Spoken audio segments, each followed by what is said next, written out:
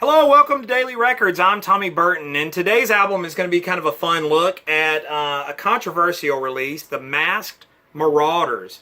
Now, for those of you that don't know, this album was a bit of a mixture of an April Fool's joke and just a big, huge hoax. This is sort of the album version of War of the Worlds, and it was dreamt up by Rolling Stone magazine.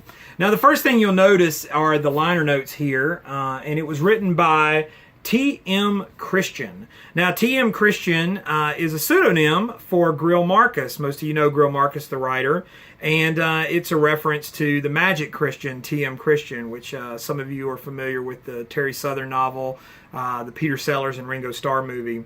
And he basically wrote this review of this double bootleg album that was this supergroup. Now, the supergroup was supposedly Mick Jagger, Bob Dylan, John Lennon, and Paul McCartney. And so the word came out in 1969. They ran this review of this supposed album, of this secret session that happened between those guys. And it basically said that none of the artists could be listed on the cover because of contractual obligations with their own recording companies. And so they basically decided to take the review and take it one step further, and they hired this obscure band to record an actual album. And they released it through Warner Brothers on the Deity label. And I'll show you that right there, The Masked Marauders. And it actually charted. I think it went up to 114 on the Billboard charts. So it actually, this thing grew legs. Now, a lot of people really took it seriously, and there were a lot of kind of jokes on it. It was supposedly produced by Al Cooper, and it was recorded under this great secrecy. Recorded near the Hudson Bay Colony in Canada. It opens, the album has this 18-minute version of Season of the Witch with Bob Dylan singing, and he's kind of doing this imitation of Donovan.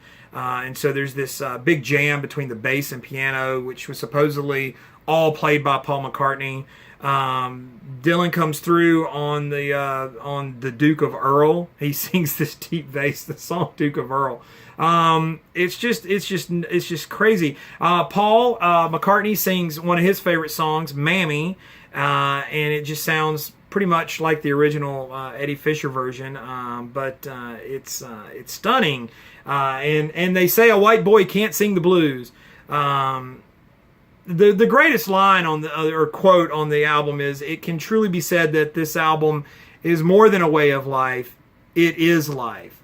So that's just it's just a nutty thing. But they basically people, after they posted this review, of course anybody would be interested in a recording done by Bob Dylan, Mick Jagger, John Lennon, and Paul McCartney. Anything that would do that. So people just started pouring in these requests. How do I get it? So on and so forth. And it just kind of, like I said, it grew into something much bigger than it was. And so it was just really nutty, the story behind it. Unfortunately, the promise of a supergroup that good, the album doesn't live up to any of it. It's just not a good album.